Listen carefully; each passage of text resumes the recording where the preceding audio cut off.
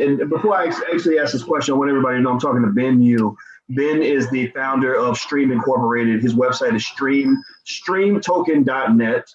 You can go take a look at streamtoken.net to support his company. And also, I want everybody to know that we actually have a Black crypto investing group you can join on Facebook. Instead of giving the URL, I'll just tell you that if you go to Facebook and search for Black crypto investing, you'll find the group that way. So search for Black crypto investing. You can join our group. We're going to have a 3-day crypto summit very soon. We're kind of getting ready for that. So let me ask you this, Ben. So when people say to you, this Bitcoin stuff, this crypto stuff, it's a bubble. It's a Ponzi scheme. It's going to just, implode one day.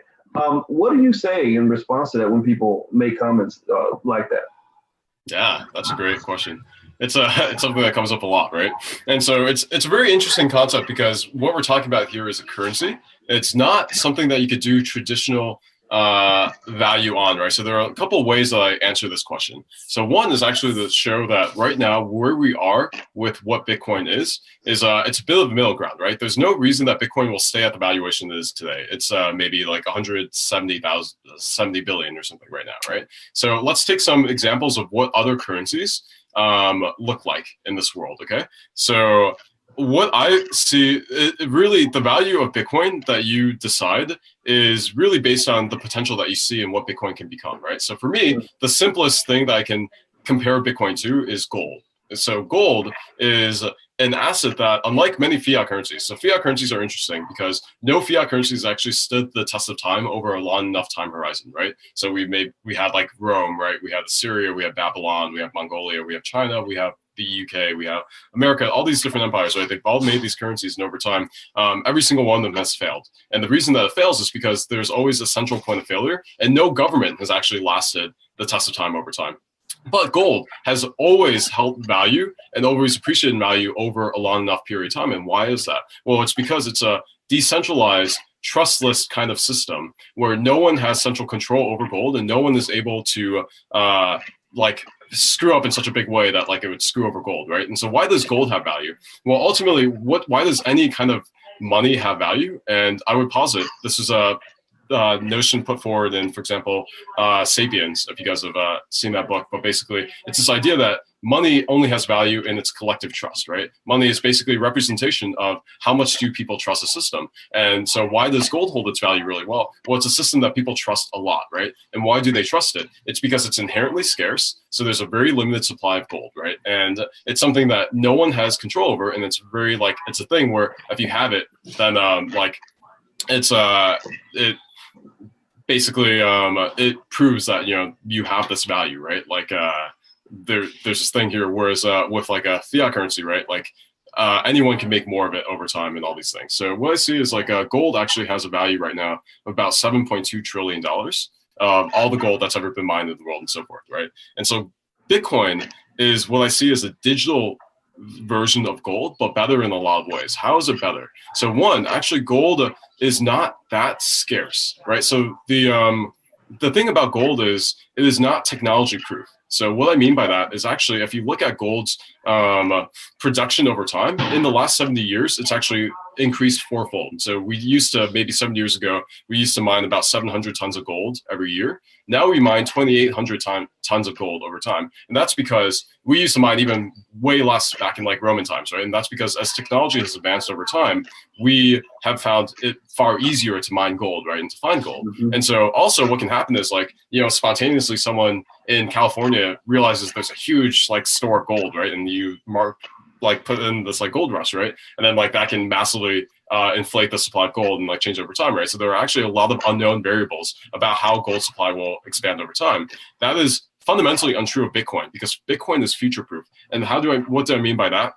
Bitcoin is designed such that it can adjust to the difficulty of mining Bitcoin, such that it is guaranteed, basically, that only a very predictable number of Bitcoin will be mined every 10 minutes or so, right? So on average, right now, it's about 12.5 Bitcoins are mined every 10 minutes. And how mining works for Bitcoin is you have a laptop or you have a computer or you have something else, and then it solves this reasonably difficult math problem, right? And the math problem is like a one-way hash algorithm, which means that it's something that's easy to calculate, but very difficult to reverse engineer, right? So basically, you just have to brute force the system where you're trying to find a number, right? Like, so you want to find an answer to this math problem that, say, starts with like 100, right, as the like answer, right? But then in order to do this thing, you might have to like just try 100 different like numbers before you'll find the right one that gives you the right answer. And so what it does is, as more people you can intuitively see, as more people try this like math problem, right, it should get easier over time, right? Because like at the very beginning, maybe it's one person who can like try one solution to this math problem every second, right? But now two people are trying, they can try two solutions every second, right? So now you should be able to find the answer twice as quickly, right? And even more so if 10 people try and so forth. But what Bitcoin does is it says we can adjust the difficulty such that if 10 people are trying, we make it 10 times as harder to find the answer, right? If 1,000 people are trying, we make it 1,000 times as harder. And in fact, if someone invents a system which lets them use new technology to try this thing even faster than before, right? So now we have what are called ASICs, right? Application-specific integrated circuits that allow you to maybe solve this problem 1,000 times faster than you could with a GPU or CPU, right? In that case, Bitcoin's like, all right, we'll just make it 1,000 times harder to find the answer, right? So like, no matter what, you know exactly how much Bitcoin will be made over time, right? And you know that it will only be 21 million, dictated by code, right? No one can change this. No gold rush in like California could happen, right, to change this equation, nothing like that. And on the other side of it, it's an incredibly useful transactional system. So gold's main weakness is that you can't really use it to buy things, right? You can use it to store your value, but you can't really use it to go off and like buy a cup of coffee, right? No one's going to carry a pound of gold on you, go to like the coffee shop and like shave off, you know, little shavings, and like someone's like, all right, like, what am I going to do with this? Or like buy a car or something like that. Bitcoin is so easily usable, right? Because it has a direct system for you to basically transfer money anywhere in the world, right? For reasonably cheap fees. Right now it's a little high, but there are solutions that really solve this problem very quickly coming up. But basically, it's as easy to buy, you know, a cup of coffee as it is to buy a house, right? It costs the same amount of money, and like it's going to be a negligible sum in the future. And so it's this amazing system where it has basically all the benefits of gold and being a really great asset storage system where you can store your money. You can be assured that no one's going to massively inflate the supply and depreciate your money, right? You can be assured that no one can actually take your money from you, right? Like if you were to put your money in fiat, you'd have to trust a bank and the government, right? You would have to trust that the government doesn't do something irresponsible with the money. But you also have to trust that the bank, which is subject to fractional reserve banking and things like that, right?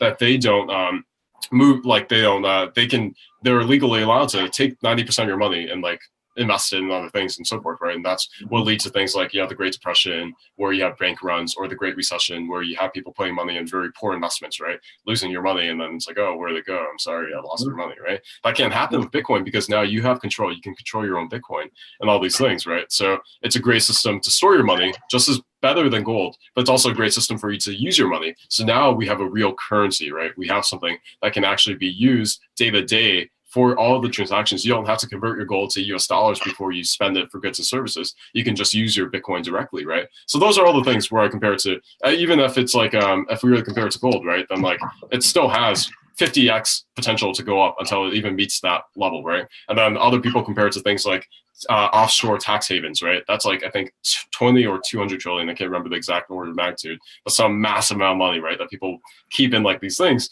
to basically, and like so forth, right? And you can see like the whole money supply. But I keep it conservative, right? I just say I keep it to something I can compare. What is easy use case that I can see where it very feasibly on like a reasonable, rational basis could supersede, and I really do see it as like at least superseding the value of gold, right? And if it does that, then the collective trust that we place in gold, again, 7.2 trillion. The collective trust that we have in Bitcoin right now is maybe like 150 billion or 170 billion. I can't remember the exact number. It goes up too fast for me to keep an exact track, but there's still a lot of room to grow there that you can see, right? So to the other point of a Ponzi scheme, it's hard to say that a currency is a Ponzi scheme because, again, a currency is very specifically it doesn't require, it's something where the value is almost tautologically the same as the amount of trust that people have put into it, right? So let's say, why does someone speculate in gold, right? What makes a good currency actually, right? How does a currency keep going up in value? Well, it means that on net, there are more people putting money into this currency and keeping it in this currency than there are people taking out money of this currency and converting this currency to other currencies, right? And so speculation on its own actually does not mean that what must go up must come down, right? Because what it means is a speculator is only putting money into Bitcoin because they actually trust that the price will go up over time, right? They actually trust that the trust is increasing in the system, right? So it's actually a denotation of the amount of trust that they have in this thing, right? And there's no reason that they would actually want to sell it on basis of this alone, right? This is very different from a company because a company actually has real metrics, real fundamental analysis, right? There's a thing called, for example, the PE ratio, right? Price to earnings, right? And it's very easy to see, like, if you're valuing a company that makes $100 a year, right, at $100 million, there's no way this company, like, even if it's growing at like 100% a year, right? Like, it's going to take a very long time before it can ever possibly justify something like that, right? So that is a company where you can say this is a highly inflated valuation, right? The price to earnings ratio is like 1,000,000 times or something, right? And it's like, in that case, there's no way feasibly that this company could ever go to there. And then there's this idea that everything eventually reverts to fundamental means, right? So people compare this to a lot of different bubbles that have happened in the past, right? Like the dot-com bubble, right? Like the tulip bubble, or any other, the real estate bubble and all these things. But the important thing to note about all those is that they had real fundamentals that affect the price beyond just trust itself, right? So if you were to compare it to like the tulip bubble, right? Like tulips are something that you can infinitely inflate the supply of, right? And so like you can make more tulips. And the reason that like the tulip bubble happened, in fact, people have a misunderstood understanding of how big the tulip bubble actually was. The tulip bubble, people in like maybe 7 years, they gained maybe 10 to 100x in their value, right? Certainly a big gain, but nothing like what Bitcoin is today. Bitcoin is the best recorded investment in all of history. In fact, for example, there's a random Norwegian who put $27 into Bitcoin in like 2009, right? He was a crypto like PhD student. He was like, oh, this seems interesting. I'll toss like $27 into it. Again, disposable spending income, right? He's like, this isn't money I'm gonna like miss. Well, then he bought 5,000 Bitcoins with it, right? 5,000 Bitcoins today is worth over $50 million, right? And so that is $50 million. That is a 2 million x return, I believe, if I'm doing my math right, on an investment. That is something that no other investment in all recorded history has ever come close to touching, right? So 2 million x your money. For example, Peter Thiel, the guy who, the benefactor of me, right? Like, he put money in one of the best known investments of all time, right? He was the first outside investor in Facebook, exactly. He put $500,000 into Facebook. Facebook now, if he had held all that stock, he didn't, would be worth $6.5 billion. That is a 13,500x return, if I remember my math before, right? That's a huge return, right? That's like nothing that anyone else could possibly dream of, right? That is like the holy grail of like returns. But 13,500 is nothing compared to 2 million x returns, right? And so it's like that. Facebook, those investments are like the most risky things that you could do, right? It's a speculative early stage seed investment. And traditionally, those were only the domain of people. The only reason Peter Thiel could do that was because he was already extremely famous and well-known and hyper-connected in Silicon Valley because he already made PayPal and sold it for $1 billion, right? Like, no way in the world could anyone ever before have been a random Norwegian grad student and been able to make 2 million x returns, turn $27 into 50 million, right? And so that, I think, really centers on this fact that this is people can do these all the people comparing this to bubbles in the past are basically doing it on a superficial level, right? They don't understand that there are very different fundamentals and paradigms at work here than in every single kind of bubble before, right? So let's take, for example, the dot-com bubble, right? So tulips, the reason that can fail is because you can massively inflate the supply, right? It's like a currency that's really terrible because this year you have 5 tulips, next year you have 5,000 tulips, right? It's like, obviously the values can go down. Let's say take something like the dot-com bubble, right? Well, the problem there is that, right, you're investing again in companies, right? You're not investing in this like platform. And so what you have is like, say, there are two interesting nuances actually with the dot-com bubble that I want to get into.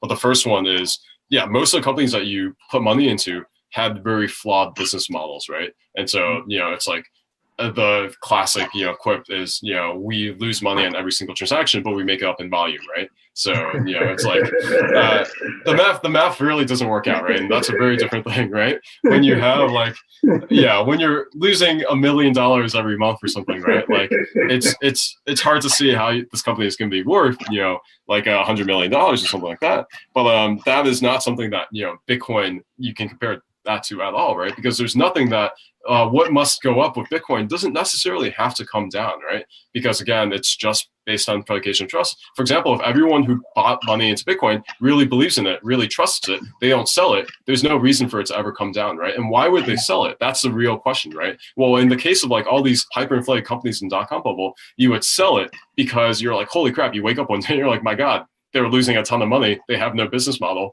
Like, where is my money going, right? Like, it's like, all right, now let's sell it, right? And like people get scared off. But like, what really would cause that to happen with Bitcoin?